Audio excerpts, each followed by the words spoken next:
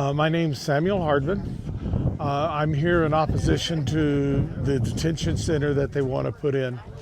I do this for my grandkids, for my family in general, for my country. And you are a veteran? Yes, sir. How many years did you serve? I only served a couple of years. My tour of duty is not that fantastic, but I have 18 family members that have served this country, and 4 of them have paid the ultimate price. I have family that fought in the European theater. I have family that was taken prisoners by the Japanese for the duration in World War II. So there's a lot of history in my family fighting fascism.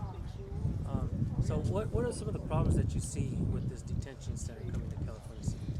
Well, there's a number of issues. One is it's just inhumane. These private funded detention centers don't take care of their people. They don't answer to anybody. They just lock them up and make money, and that makes it immoral.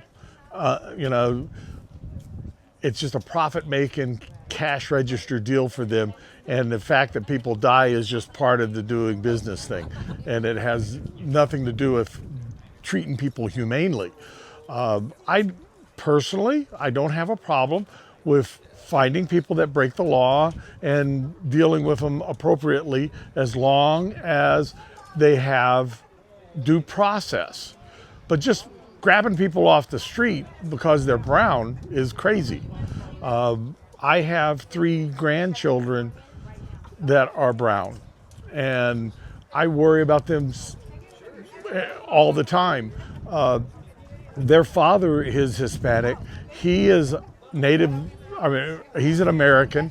His parents were Hispanic, and they're American.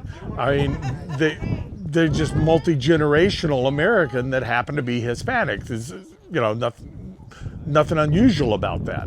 But because they're brown, they can be picked up and deported to God knows where without any record, without any support, without any due process. That's the system that we're dealing with. The police that are doing this, ICE, they from what I understand, a lot of them don't have a whole lot of training. They just been given a badge and a quota to go fill. They don't go with warrants. They don't go through a due process. They're just trying to fill a quota and grab bodies that are brown. And in the 1930s, there was a poem written about fascism and what Germany was doing. And the poem was, I didn't speak up when they came for the communists. And when they came for the socialists, I didn't speak up.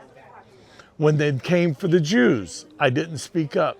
And then they came for me and nobody spoke up. That's what this will end up being if we don't speak up.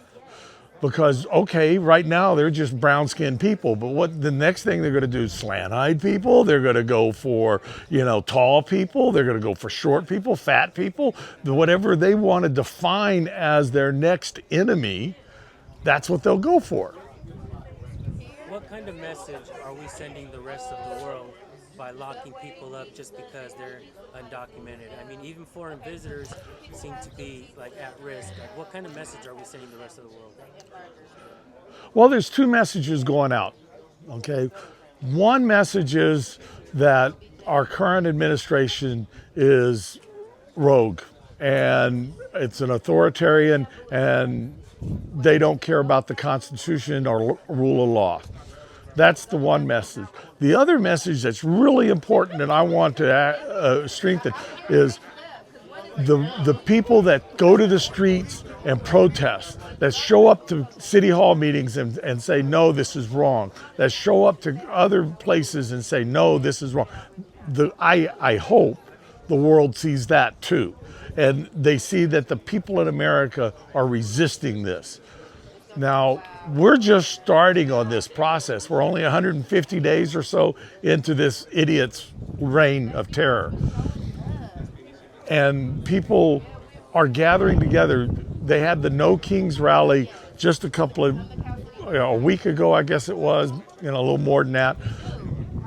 There was arguably between 4 and 12 million people in the streets for that rally. That made news around the world, and that's marvelous. But that's just a start. Those people need to connect with other people on the streets and come back again and again. And we need to keep getting organized and keep coming back. And we need to target these sleaze bags that are taking our money, like this big corporation that wants to build a detention center, and start figuring out a way to get the money back from them. To lock up the people that are the collaborators doing all this damage and make them pay. But it's going to take time, and people have to stand up. I'm 69 years old. I'm going to die soon, but my grandchildren have to live in this world, and we need to make a start for something that gives them a chance to live better.